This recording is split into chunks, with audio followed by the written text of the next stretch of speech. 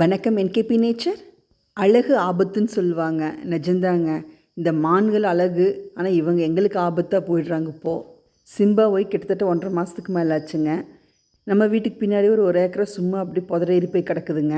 அப்படி புதரா கிடக்கிறதுனால தான் மான் பன்னிகள்லாம் வந்து அங்கே தங்குது. நம்ம தோட்டத்துக்கு பின்னாடி ஒரு 3 தோட்டம் இருக்குதுங்க. அதுக்கப்புறம் பார்த்திங்கன்னா எல்லாம் காடு தான் புதரேறி போய் கிடக்குது. மழை அடிவாரம் ஆயிடுது. அதனால் வன உயிரினங்களுக்கு நல்ல பாதுகாப்பான இடமாயிடுதுங்க அது. அதோடு அவங்க இருந்துட்டால் பரவாயில்ல. இப்படி தோட்டங்களில் நம்ம எப்படி ஃபாஸ்ட் ஃபுட்டு விரும்பி சாப்பிட்றோம் அந்த மாதிரி இங்கே வந்து தான் நம்மளுக்கு வம்பு பண்ணுறாங்க. இத்தனை மான்கள் இத்தனை பண்ணியிருந்தால் கண்டிப்பாக இந்த இடத்துல சிறுத்தை வரும் எதிர்பார்த்துட்டு தான் இருந்தேங்க. ஆனால் இவ்வளோ சீக்கிரம் வரும்னு எதிர்பார்க்கல. எங்கள் பாதுகாப்பு கருதி தான் இதெல்லாம் சுத்தம் பண்ணங்க. சிறுத்தை ஒன்று நேராக நம்மளை பிடிக்கணுன்ட்டு வர போகிறது இல்லைங்க.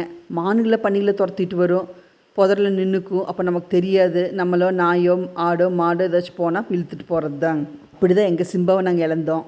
இன்னும் அவனுக்கு கேமரா சிக்கலைங்க. கேமரா சிக்குன்னா கண்டிப்பாக நான் போடுறேன். வனத்துறை சார்பாக காட்டுக்குள்ளேயெல்லாம் கேமரா வச்சுருக்காங்க.